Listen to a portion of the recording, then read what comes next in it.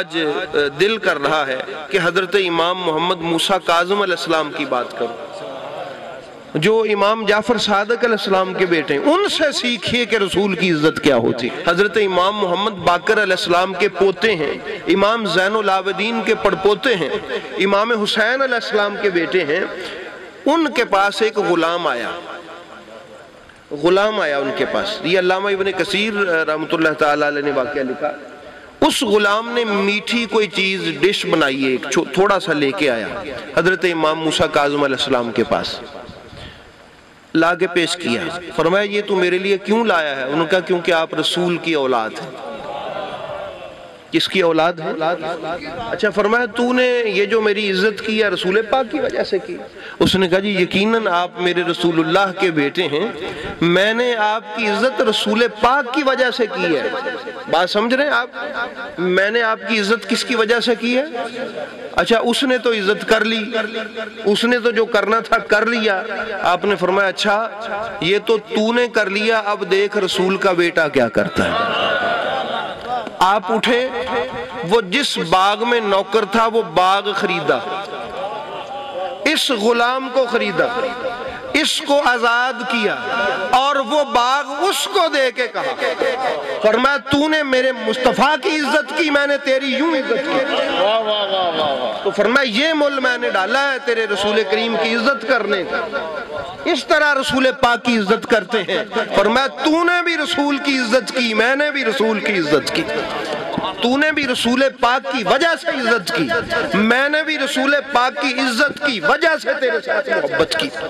یہ مول ڈالا جناب امام محمد موسیٰ کاظم علیہ السلام۔ انہوں نے ہمیں سکھایا کہ اگر کوئی رسول پاک کی عزت کرے تو اس کا مقام کیا ہوتا ہے، اس کو نوازا کیسے جاتا ہے۔ تو اگر یہ ایسے نوازتے ہیں تو خالق کیسے نوازے گا؟ بات سمجھ گئے آپ لوگ؟ اس لیے احباب گرامی رسول کریم صلی اللہ علیہ وآلہ وسلم کی عزت کیا ہے یہ بھی رسول کے بیٹے ہی بہتر بتا سکتے۔ سمجھ آگئی ہے بات کی؟ میں سمجھتا ہوں پچھلے دنوں امام محمد موسیٰ کاظم علیہ السلام کی بارگاہ میں اور ائمہ اہل بیت اطہار کی بارگاہ میں بے ادبی کی ایک بدبخت نے، اس ملعون نے، اس نے تو جو جہنم کا ایندھن بننا تھا وہ بنا، اس نے جو اپنے منہ پہ جو کالک ملنی تھی وہ ملی، اس نے روح سیاہ ہوا، وہ اس نے جو اس کی جو تیرہ بختی تھی، سیاہ بختی تھی، وہ تو ظاہر ہونی تھی ہوئی۔ لیکن مجھے یہ سمجھ آ رہی ہے کہ اللہ رب العزت کی منشا یہ ٹھہری ہے، اللہ کی منشا یہ ٹھہری کہ لوگوں تم نے کبھی میرے محبوب کی اولاد کے جو ائمہ اہل بیت ہیں ان کا تذکرہ ہی نہیں کیا، ان کی خدمات کو سراہا ہی نہیں، لوگوں کو بتایا ہی نہیں کہ ان کے علم کی خدمات کیا ہیں، قرآن کی خدمات کیا ہیں، سنت کی خدمات کیا ہیں، دین کی خدمات کیا ہیں، وہ کیسے تھے، ان کا مقام کیا تھا۔ اس نے بدبختی کی، لیکن اب کائنات کو پتہ چلے گا کہ میرے موسیٰ کاظم کون ہے۔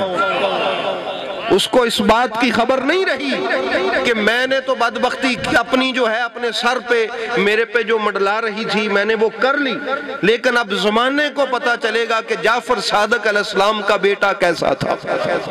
حضرت علامہ ابن حجر رحمۃ اللہ تعالی علیہ فرماتے ہیں، یہ ہمارے اہل سنت کے حدیث پاک کے امام ہیں، وہ فرماتے ہیں العبد الصالح، اس زمانے میں اس کا معنی نیک بندہ، اس کا معنی کیا ہے؟ نیک بندہ۔ وہی ہم کہتے ہیں فلانا بھی نیک بندہ، وہ بھی نیک بندہ، وہ بھی نیک بندہ، تو پورے اس شہر میں، پورے شہر میں، مدینہ طیبہ میں، بغداد میں، عراق میں، پورے علاقے میں جب کوئی باتوں میں کہتے نا العبد الصالح تو لوگ کہتے یہ تو حضرت موسیٰ کاظم کا نام ہے۔ اتنا نیک شخص کائنات میں کہ پورے شہر کے لوگ شہروں میں اگر کوئی کہتا کہ ہم نیک بندے کی بات کر رہے ہیں تو نام بتانے کی ضرورت نہ پڑتی، لوگ پہچان لیتے یہ امام موسیٰ کاظم کی بات کر رہے ہیں۔ یہ تھا ان کا مقام و مرتبہ، ان بدبختوں کو کیا خبر۔